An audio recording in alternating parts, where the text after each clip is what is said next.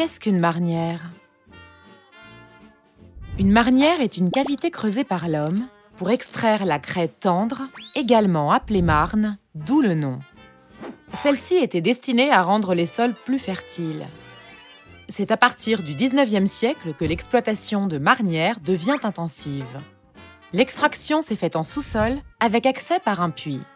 Généralement, l'exploitation des marnières s'est faite entre 20 et 30 mètres sous la surface. La hauteur des galeries correspond souvent à la hauteur exploitable par un ouvrier muni d'un pic, c'est-à-dire entre 2 et 3 mètres. Elles peuvent être de taille et de forme variables.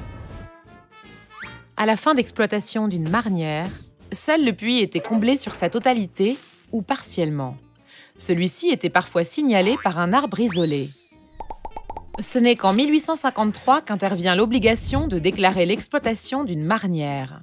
C'est pourquoi la mémoire de la localisation de ces cavités a partiellement disparu.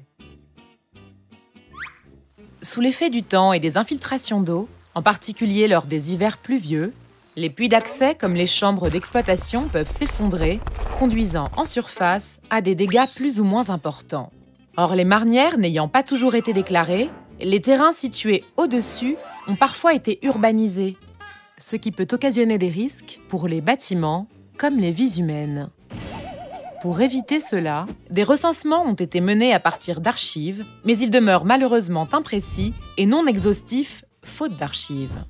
Lorsque la présence d'une marnière est suspectée, un périmètre de sécurité autour de la localisation estimée du puits est défini. Toute construction y est interdite ou réglementée, sauf à produire une étude par un bureau d'études spécialisé, démontrant l'absence de risque pour le projet de construction.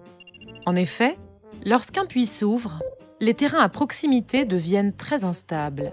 Toute personne ayant connaissance de l'existence d'une marnière a pour obligation de la signaler auprès du maire de la commune concernée pour être cartographiée et recensée.